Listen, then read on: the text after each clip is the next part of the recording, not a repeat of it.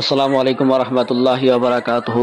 আপোনালোকে ভাবি আছে এই হুলস্থুলি মাৰপিট ধাক্কামুক্কি কাপোৰ কানি জুব্বা ছিঙি দিয়াৰ আচল ইয়াৰ ৰহস্য কি আপোনালোকে সন্দেহৰ আৱৰ্তত আনি লৈছে।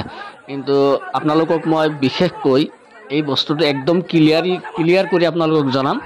আপোনালোকে গম পাই যাব আচল কথাটো কি। মই এইখিনিতে এটা কথা কৈ থব পাৰোঁ যে এইটো হ'ল নাৰী কেলেংকাৰী। এইটো খাটাং 100%।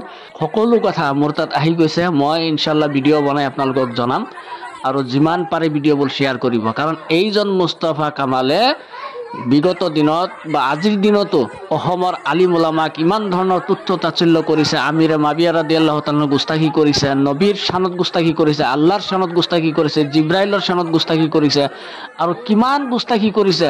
মুৰব্বীসকলক পৰা আৰম্ভ কৰি সব মানে যিমান আছে অকলে মুস্তাফা কামালে ভাল অসমত, কিন্তু আৰু ভাল মানুহ পৃথিৱীত নাই। ইমান ডাঙৰ কথা কৈছে, মাআজাল্লাহ ফেৰেস্তাতকৈ ভাল হয়, এনেকুৱা কথা কৈছে। কিন্তু আজিৰ দিনত দেখা গ'ল নিজৰ একদম বন্ধুত্ব থকা মানুহৰ ঘৰত তেওঁ ছোৱালীবিলাকক বেয়া ইংগিত দিয়ে। তাৰ পিছতে এই ঘটনা হৈছিল। টোটেলি ঘটনা আপোনালোকক জনাম, কিন্তু আপোনালোকে ভিডিঅ'বোৰ চাই থাকিব আৰু শ্বেয়াৰ কৰিব। কাৰণ ইয়াৰ মুখা খোল খাব লাগে, এই শয়তানটোৰ মুখা খোল খাব লাগে। যিমান পাৰে ভিডিঅ' শ্বেয়াৰ কৰিব আৰু নিজৰ মতামত দাঙি ধৰিব।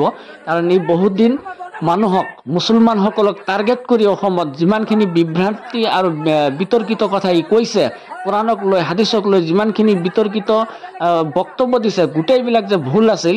এই কথাবিলাকত তেওঁৰ আঁৰত আছিল আৰু এটা শয়তানৰ মন। ইয়াৰ আঁৰত আছিল একটা মকসদ, ইয়াৰ আঁৰত আছিল এটা উদ্দেশ্য।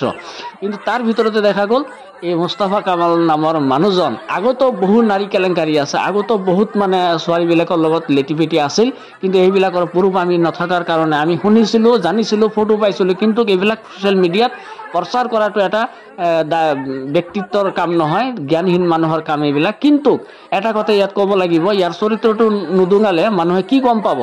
আজি এইটো খাটাং এজনী ছোৱালীৰ লগত ইয়াৰ এইটো লৈ থানাত হৈছে FIR। আপোনালোকে কিছু সময়ৰ পিছতে ভিডিঅ' পাই যাব। ভিডিঅ'টো শ্বেয়াৰ কৰিব বেছিকৈ, নিজৰ মতামত দাঙি ধৰিব।